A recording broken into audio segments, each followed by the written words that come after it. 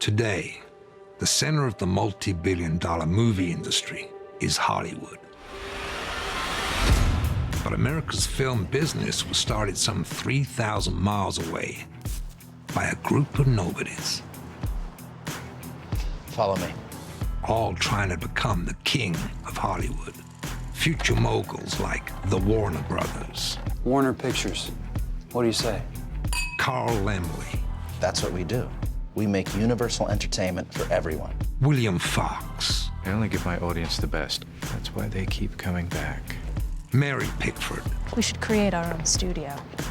Louis B. Mayer. MGM has a nice ring to it.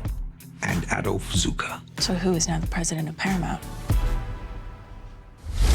To us.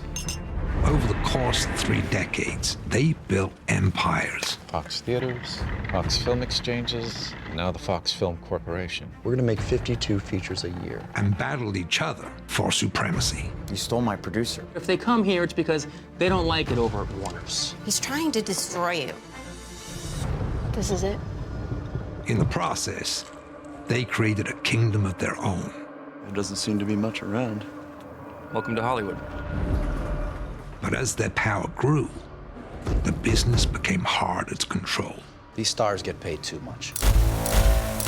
They think they could do anything.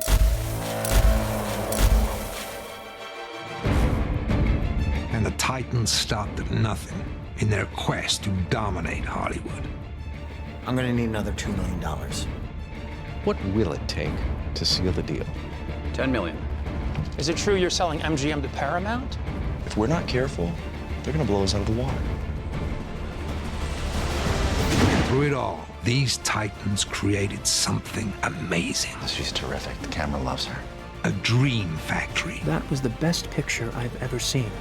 an art form, We should turn it into a feature. Who's going to write it? I will. and America would never be the same. Get him out of here before I kill him. Drive, drive, drive!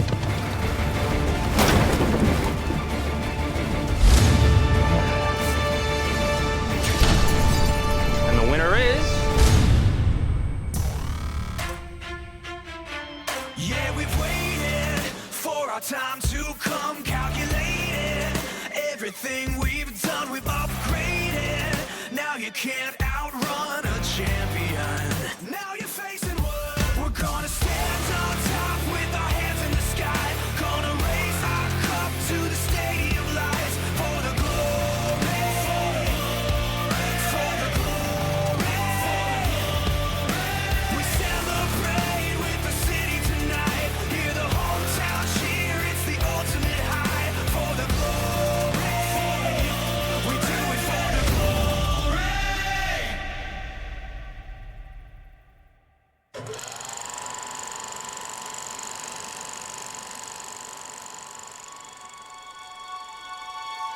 Imagine a world where your wildest dreams come true.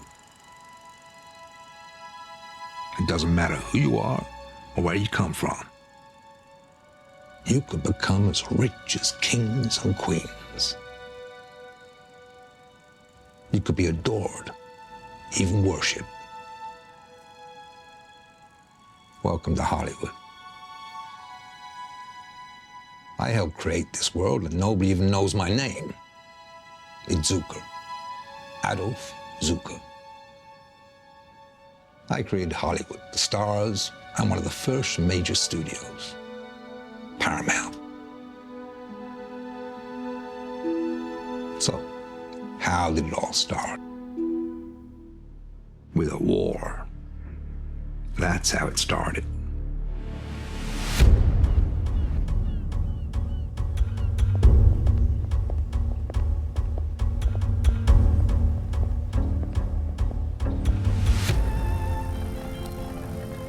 She is beautiful. She is everything to you. She is the meaning of your existence. You beg her for forgiveness. You're not sure of him. You push him away. But at the same time, you feel this magnetic force pulling you closer.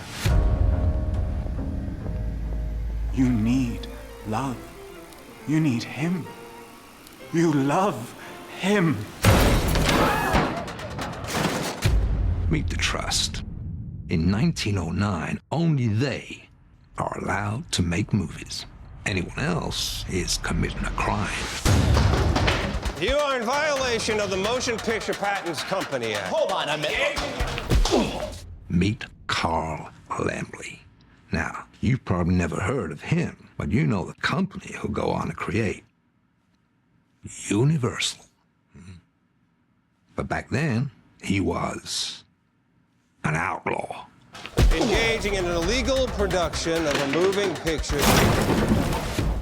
using unlicensed camera and unlicensed film stock. So, how did a guy like Laemmle get caught up in the middle of an all-out street war over the future of motion pictures? Well, it all started about 4 years earlier, before most people had even seen a movie. Last night as I lay sleeping, a wonderful dream. Back then, Laemmle was the manager of a clothing store in the Midwest, and he was good at it. A born salesman, full of new ideas. But before he could implement those ideas, he had to run them past his boss. Don't bite the hand that's feeding you. It's a mail order catalog. Looks like it costs a lot. Well, it opens up a new market for people out of town. Profits are up 50%. Is that so? Well, my salaries remain the same.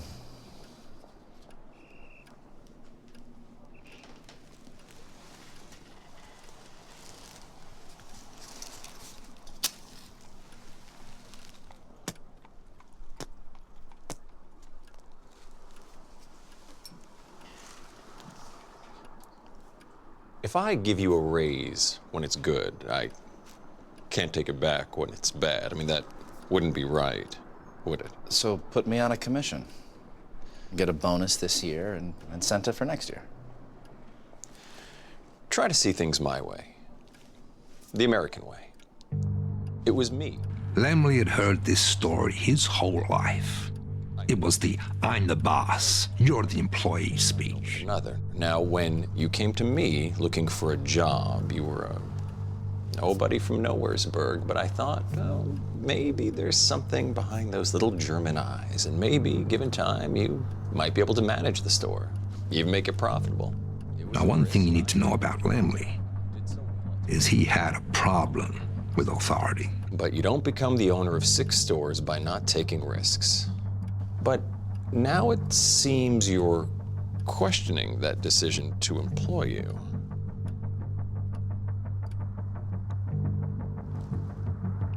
Nothing to say? That's because there is nothing to say. Laemmle was trying hard to stay calm, but he couldn't help himself. And that was it. Laemmle was out of a job. Now, here's the thing you need to remember. At the turn of the century, American cities east of Mississippi were overflowing with immigrants, struggling to find a job, to find a place in their adopted country. As an immigrant himself, Laemmle was no different. Now, Laemmle trudged the streets for work, and finding nothing, he couldn't help thinking that his life was a total failure. He'd been bouncing around from job to job since arriving in America at the age of 17. Now, he was just another immigrant for whom the American dream was nothing but a dream.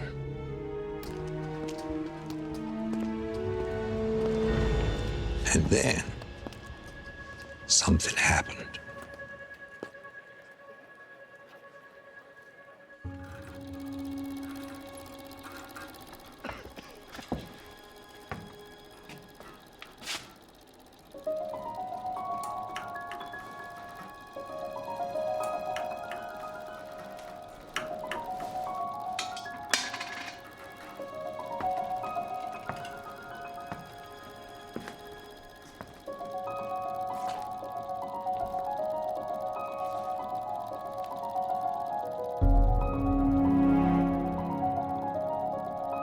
it lasted only minutes. It may seem basic now, but then it was like nothing else. Pictures that moved and came to life. It was like magic.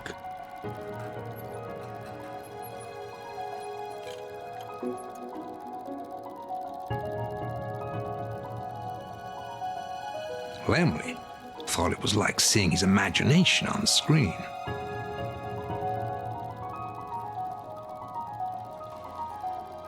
Most of the audience were immigrants, but it didn't matter. There was no language. Moving pictures could be enjoyed by anyone from anywhere.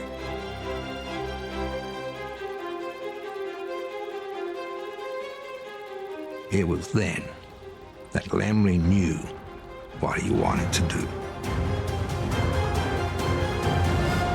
All right, now let me clear some things up here with a little history lesson. By 1905, moving pictures had actually been around for about 15 years, but nobody really knew what to do with them. They'd show them at carnivals and little individual viewing screens at arcades, but no one thought of them as much more than a magic trick, cheap novelty for the lower classes. But two things started happening around the turn of the century. One, the pictures themselves were starting to get better, telling real stories. And two, some genius decided to put a screen up in an empty store and charge admission, creating the first movie theater. And it was in one of these storefront theaters that Laemmle realized his calling.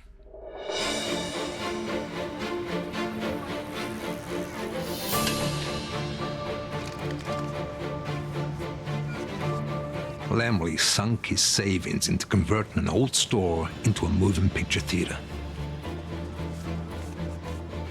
But he wanted his to be different. Most storefront theaters were seedy, hole-in-the-wall operations that catered to mostly men. But Laemmle made his theater clean, safe, and wholesome. Perfect for an untapped market. Families.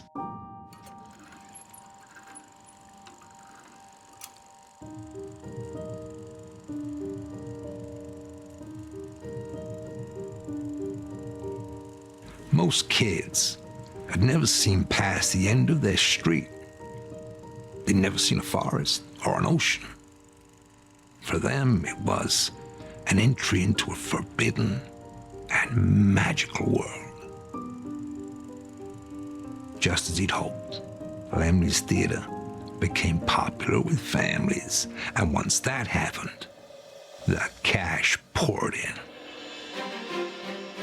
On an average day, Laemmle was clearing nearly $200. Soon, he was having to turn people away. Laemmle had made moving pictures accessible to everyone. He'd opened up the market, pulled it out of the shadows. And it didn't take long for others to follow. Theaters began popping up everywhere. Nickelodeons, they called them, because they charged a nickel at the door. And they became so popular, theater owners couldn't build them fast enough. What was a craze became a mania, which led to a massive demand for films.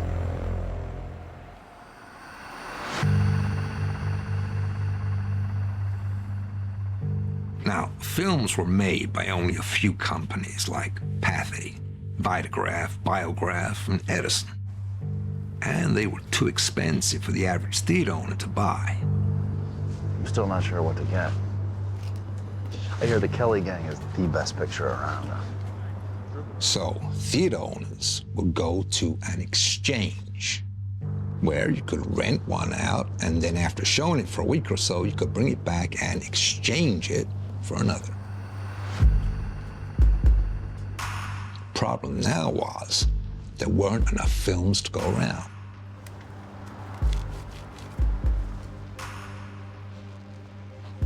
No Kelly Gang, no Troubadour.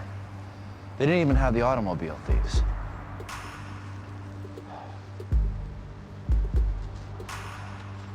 If Laemmle didn't show a new film, his customers would go elsewhere.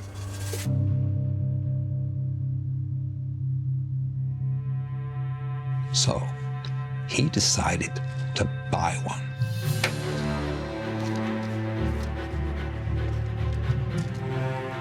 Now, it cost him a small fortune, but what could he do? He needed his customers to keep coming back. This is The Pearl Fisher from Pathé, the best film out at the moment. Laemmle spent around $500 buying this film, and people saw it once or maybe twice, but then they wanted to see something else. So now he was left with a film that nobody wanted to see. So what did he do? Here you are. Thank you. Thank you. Yes. He rented it out to other theater owners. And then he bought another film. Yes, very good.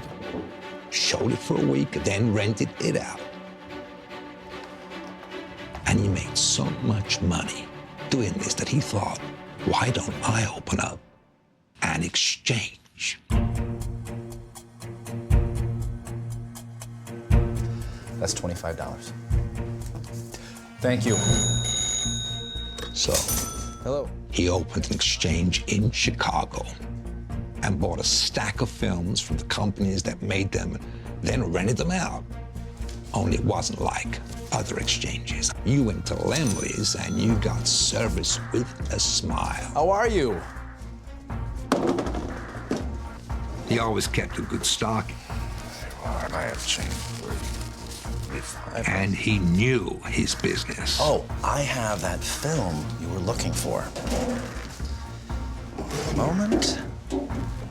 Now, I've watched this 3 times. It makes me laugh every time. Your audience will love it.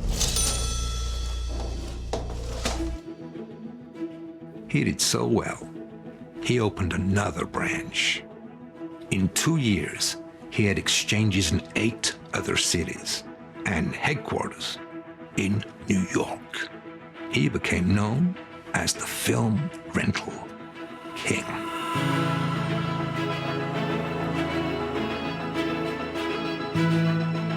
Laemmle was riding the crest of a wave.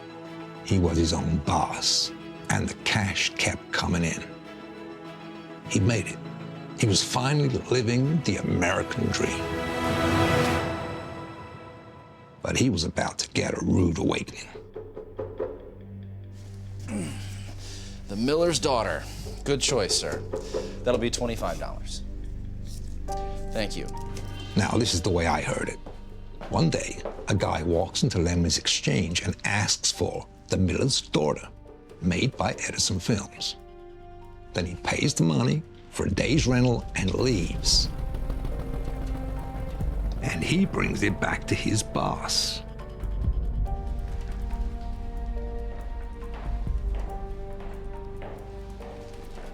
The owner of Edison Films. Leave it on the side. Thomas Alva Edison. Yeah, that's right. The guy who invented the light bulb. But he wasn't this cuddly, addled inventor you thought he was. No. He was a ruthless son of a bitch. When he wasn't inventing things, he was fighting people who said they'd invented them first. First it was who invented the light bulb. Then it was electrical currents. Then it was moving pictures. Don't get me wrong, Edison did invent a moving picture camera and an early projector. It just so happened that a few other people invented them at the same time. They had companies in America, France, and Britain. Edison assumed they copied his ideas, so he sued them. It was a court case that went on for years. But while Edison had been spending a fortune in court fighting over patents, he saw that theaters and exchanges were making a killing using his invention. And Edison realized he was fighting the wrong enemy.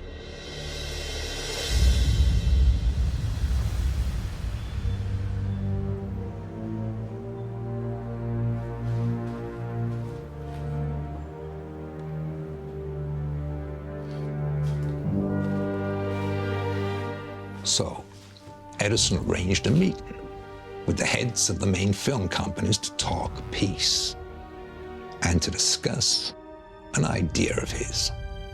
Thank you for coming. I know some of you have traveled far to be here today. We have Charles Bethet from France, Albert Smith from England, representing Vitagraph. Out of Chicago, George Spoor, representing S&A. Jeremiah Kennedy, representing Biograph from New York. We have fought long and hard with each other.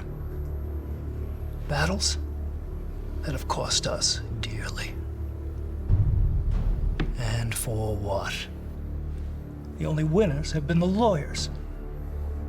I say we end this war and focus on the real enemy, the exchange owners.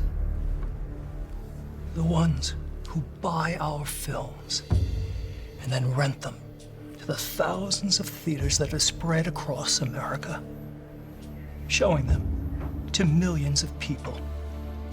Millions of people who pay to see our films.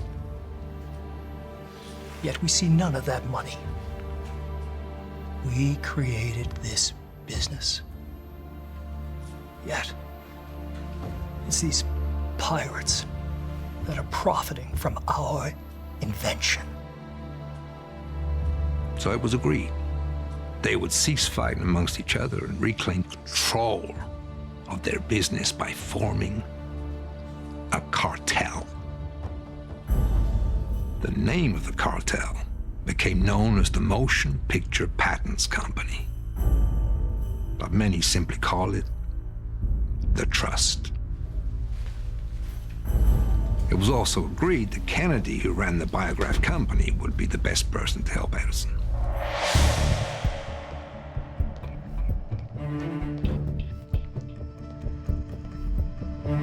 The Trust had new rules for the moving picture business. Every theater must pay a license fee to use their projectors and pay a royalty to show their moving pictures. And if they didn't have that kind of money,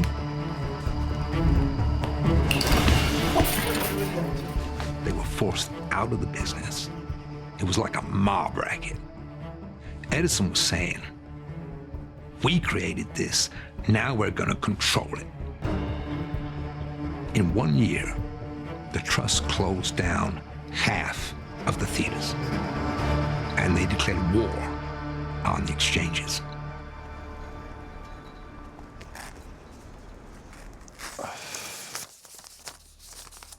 This is 300. Sorry, we're closed. What's this?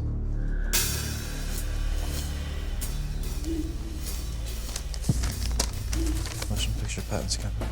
Notice the cease and desist. You're in violation. They wanted control. They wanted a monopoly. Laemmle was going to have to pay the Trust a license fee for operating his exchanges and another fee every time he sold a film. That, or he had to sell his exchanges to them. So, how can I help you? I don't see why I should have to pay a license fee. My company buys hundreds of films from you, more than any other exchange. I've expanded the film business. You finished? Yes. Okay. I want you to listen carefully because I'm only going to say this once.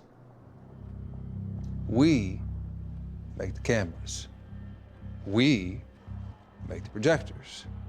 We make the moving pictures. We are the moving picture business. But you? You're just a little salesman, a middleman that we don't need.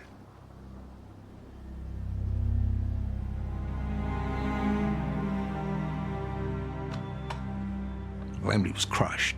I mean, here's a guy who had broken free from the rat race. I mean, he'd become his own boss, and he was at the forefront of a burgeoning new industry. And now the trust was taking over everything.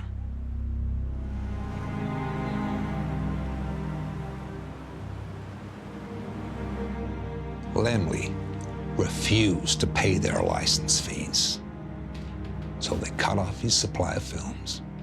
With no films, Laemmle had no business. So what did he do? Well, something that was absolutely unthinkable at the time.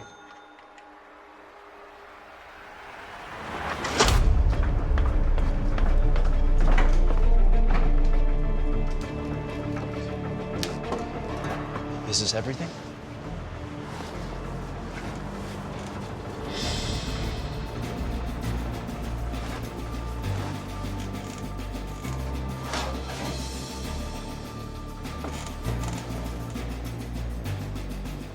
After getting his hands on a camera and some film stock, Follow me. Laemmle started making his own films without the trust's consent. We're losing light right now. We have 3 more scenes to get to today. No more than 10 minutes on this, okay? Roll camera. Action.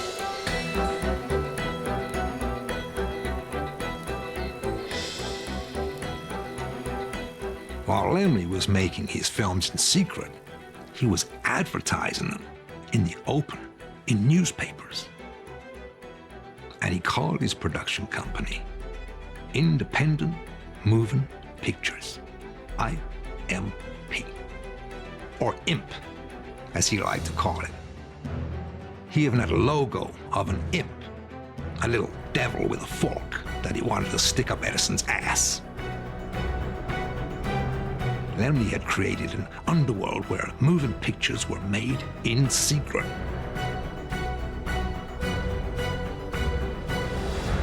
The trust had a name for Laemmle: the Outlaw.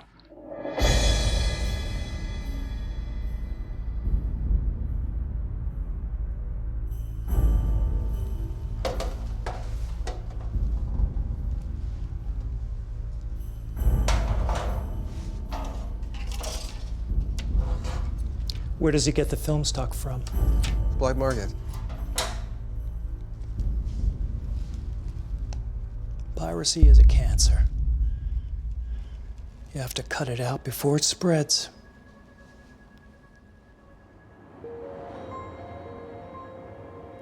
You push him away, but at the same time, you feel this magnetic force pulling you closer. He touches your cheek. You feel it tingling down your spine. You need love. You need him. You love him. You are in violation of the Motion Picture Patents Company Act. Whoa, hold on. Engaging in an illegal production of a moving picture using unlicensed camera and unlicensed film stock.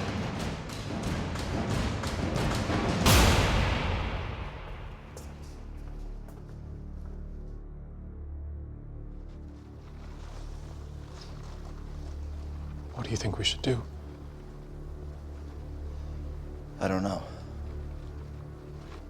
Maybe we should quit.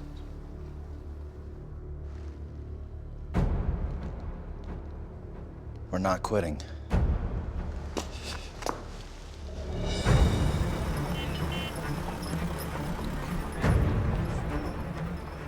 Laemmle's next step was to hide from the trust. He found secret locations, places that the trust would never find.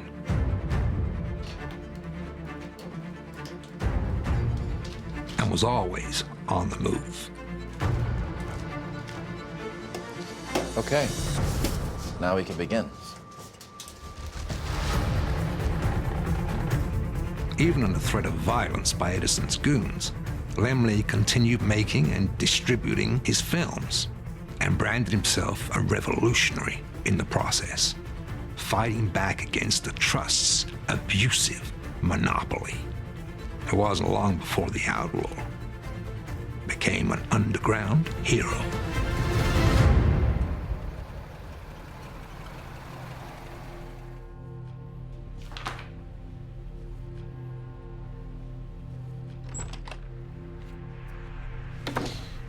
Are you Carl Laemmle? Who's asking? I'm Harry Warner. These are my brothers, Sam and Jack. Yep, that's right. The Warner Brothers. We've just come up from Youngstown, Ohio. We saw your advertisement in the paper for your independent moving pictures. There was Harry, the eldest, the serious one. Jack, the cocky one. And there was Sam Warner, the creative one. Family was everything to the Warners. Stay together was their father's motto when he brought the family over from Poland. His sons had an entrepreneurial streak from the word go. At first it was fixing bicycles, a big craze at the turn of the century. Then Sam had the idea to get into another craze, moving pictures. We had a couple theaters and an exchange, and then we were shut down by the Trust. I'm sorry to hear that. How can I help you? Well, we want to make moving pictures. Now, Laemmle had never considered bringing more people on, but something about the idea intrigued him. Have a seat.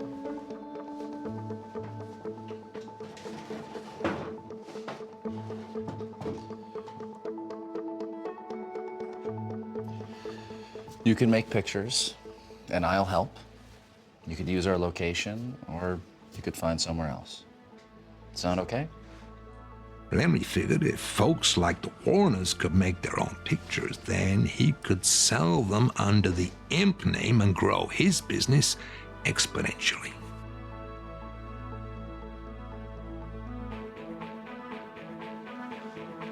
Roll camera. Action. It wasn't just the Warners. Bow.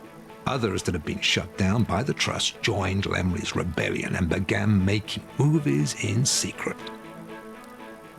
And that's when Laemmle started to think even bigger. We should sell ourselves under one company, which needs a name. A name that theaters can trust. A name that stands for quality. The best pictures around. So, any ideas? The Outlaws? Well, it's something less criminal. We're selling ourselves to the public. The Independents. The Alliance? Brotherhood or Trail? the Fraternity. Yeah. Enterprise? The Enterprise.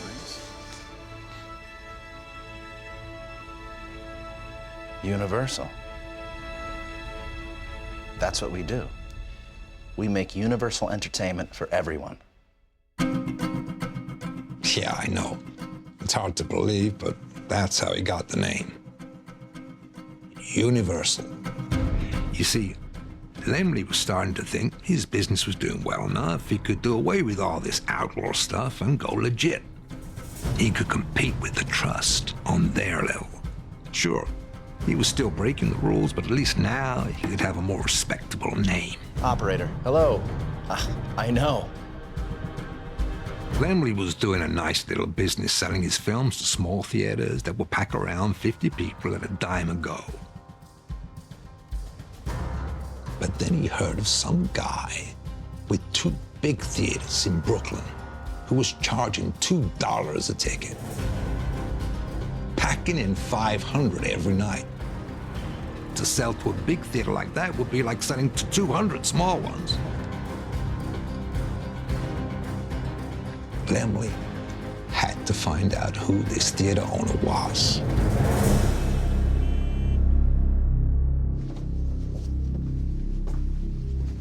So when did you build this theater? About a year ago.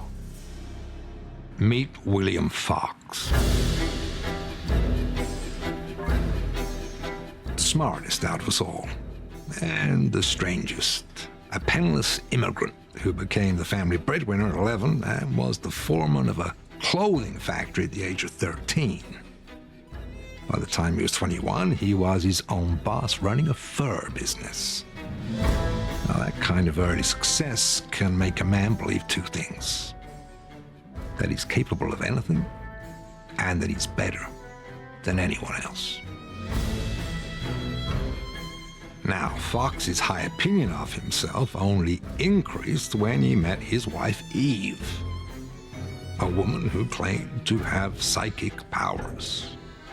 The two of them agreed that he was destined for greatness. And then, moving pictures came along.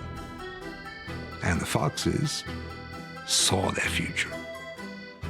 He built a big theater in Brooklyn that stood out from everywhere else. It was the sort of theater where people with money went. I mean, if you went to a Fox theater, then you were doing okay. So how do you get away with charging $2? That's a high price. I have the best theater, the best seats. I show only the best films.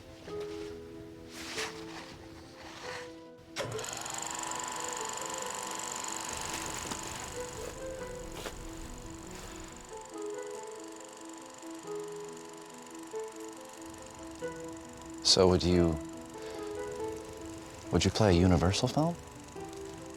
The audience doesn't care if it's a Edison, Biograph, Pathé, or Universal movie. All they care about is what's on screen. I only give my audience the best. That's why they keep coming back.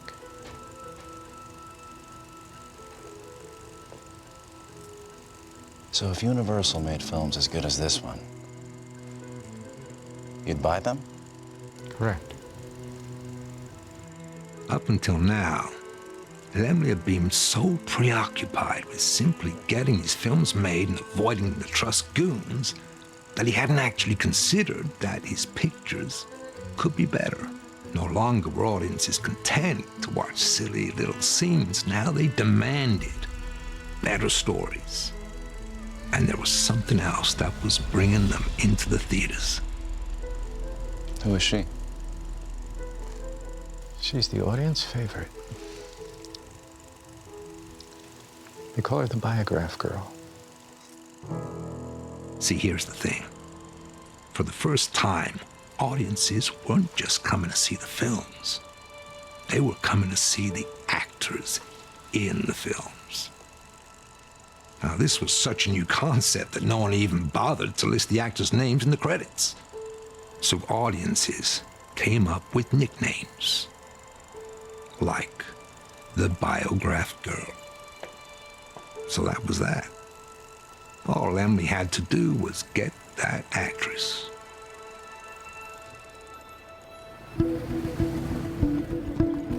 Laemmle did a little research and found out the name the Biograph Girl was Florence Lawrence. Then he tracked her down and invited her to lunch.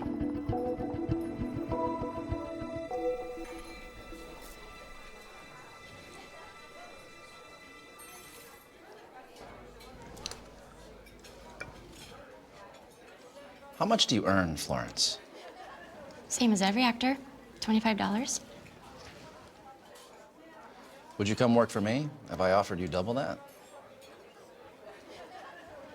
$50? $50. It's tempting. I don't know. I mean, you could get closed down by the Trust. What'll I do then? Well, the Trust is a dinosaur destined to die out. I don't know much about business, Mr. Laemmle. Anyhow, I'd feel guilty. Biograph gave me a break. I'll say one thing about Laemmle. He was an ideas man. Get stuck, think of another idea. You know, audiences love your pictures. Thanks. They do. But Biograph gets all the credit. And you are just The Biograph Girl. I know. I get tons of fan letters a week addressed to the Biograph Girl. You come work for us, and I'll put your name on the screen in big letters, before the title of the picture. So people will know my name? People will know your name. I mean, it's crazy, isn't it? I mean, all he was trying to do was poach the top actor from a trust company.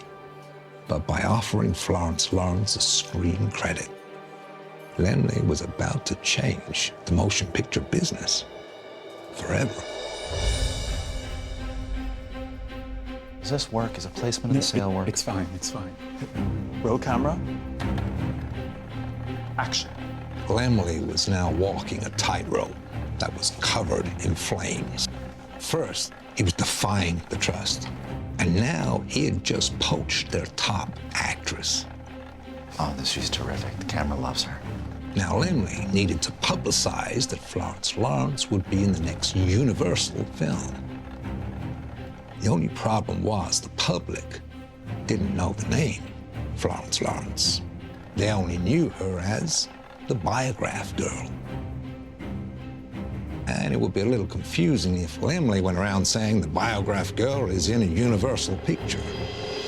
And that's when Laemmle had another one of his ideas. And it would be the craziest one yet. That's what I said. I heard she's been kidnapped. Can you believe it? I know. Laemmle called every major newspaper and said that the Biograph Girl had been missing for days, feared kidnapped. And her name is Florence Lawrence. You should see these. Thanks. It worked.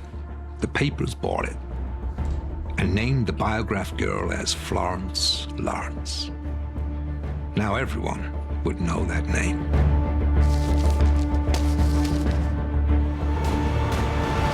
And then things got a little bit out of hand. Some of the papers started printing their own version of events. No. You've got it all wrong. Florence Lawrence has been kidnapped. She's not dead. Well, how do you know that?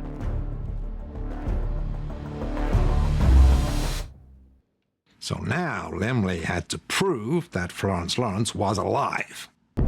So he placed an ad in the papers saying that Florence Lawrence was alive and well and working on Laemmle's next picture, The Broken Oath, and that she would be appearing in person at a special screening at the Grand Opera House in St. Louis.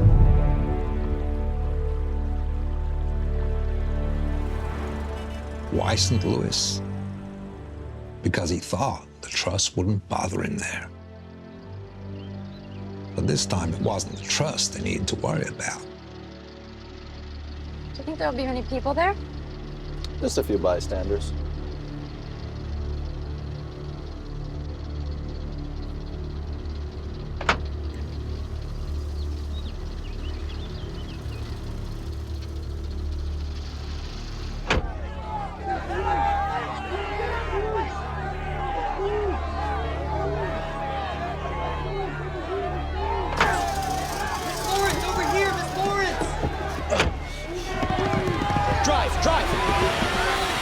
There wasn't just a few people there.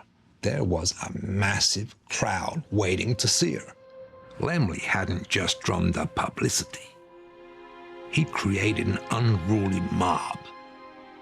People were clamoring for just a glimpse of an actress.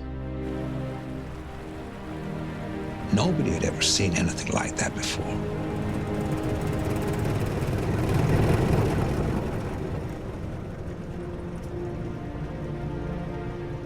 How are you feeling? Better? Just a little shaken.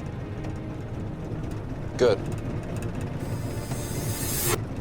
We're going to do it again. What? We're doing it again. In New York.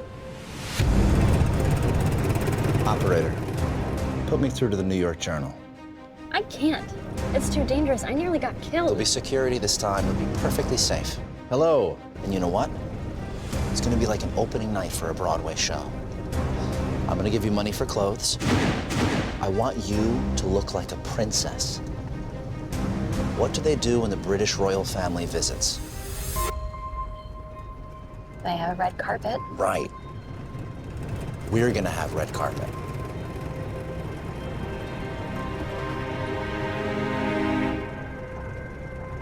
Once again, Laemmle couldn't help himself. He decided to do this special event in New York, right under the noses of the Trust.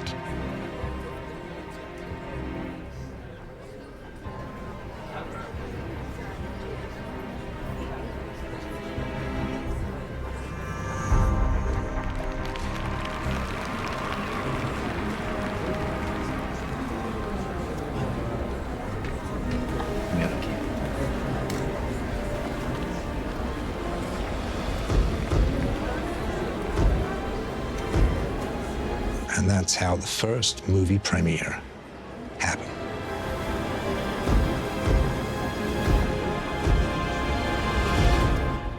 Laemmle wasn't thinking about how he created the first star or the first premiere. It was just a way of doing better than the Trust. And it worked.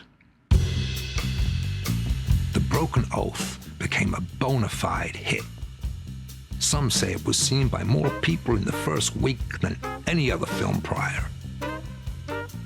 And Florence Lawrence became a household name. Soon, she and Laemmle were putting out film after film.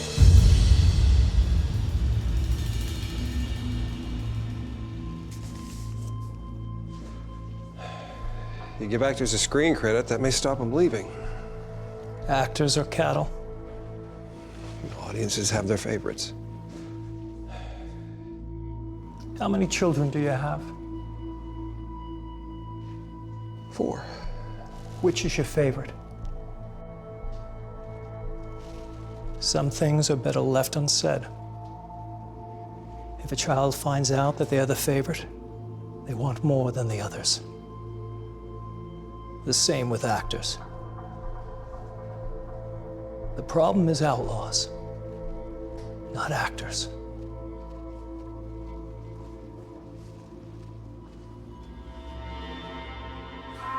Now, more than ever, Thomas Edison's Trust was determined to stop Carl Laemmle from making motion pictures.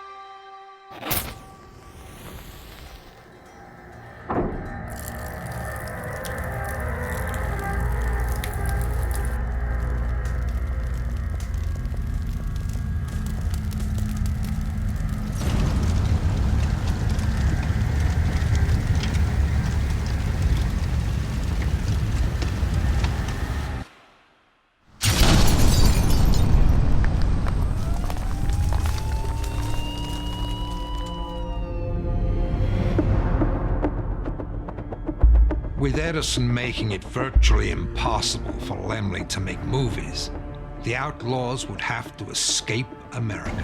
We're going to Cuba. And find new ways of making pictures. When can I expect them? The first is on its way to you. Leading to new ideas. So you want to make pictures? Features. Films that have complete stories with developed characters. New faces. Mr. Laemmle, Yes? Mary Pickford. And new places. There doesn't seem to be much around.